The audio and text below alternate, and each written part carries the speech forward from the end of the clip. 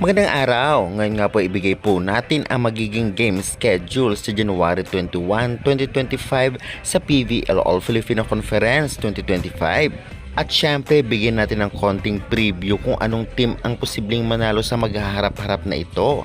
Kaya bago ang lahat guys, nakikiusap naman po ako. Please naman, huwag yung kalimutan mag-like, comment, and subscribe, and pa-hit the notification bell para lagi po kayong updated sa aking mga bonggong video about sa volleyball dito sa Pilipinas.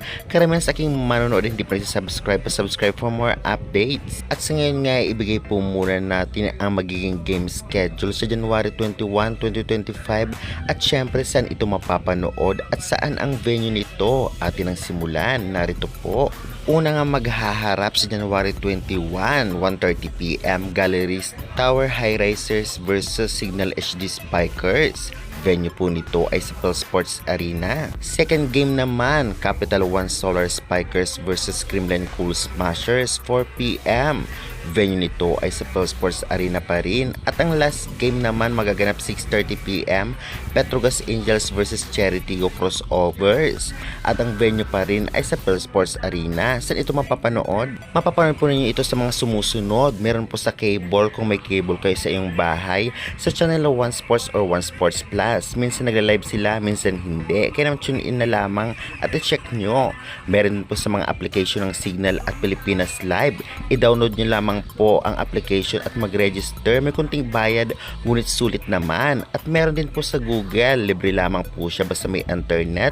I-search nyo lamang po pbl.ph live. 30 minutes late lamang po, ngunit malinaw at buo yung video. At ay nais ibigay na po natin ang lahat ng impormasyon kung saan mapapanood, ano maglalaban-laban, at saan ang venue. Ngayon naman ay ibigyan natin ng konting preview kung ano-anong team ang posibleng manalo na maghaharap-harap sa January 21. Unahin na nga natin ang unang maghaharap, Galleries versus Signal.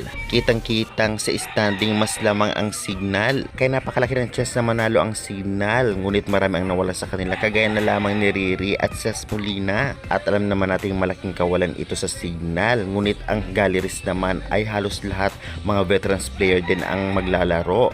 Kaya good luck to both team. Samantalang Capital versus Creamline, pagdating sa standing at performance, mas lamang ang Creamline, lalong-lalo pa sa pagbabalik ni Tots Carlos at talagang full line up ngayon ang CCS.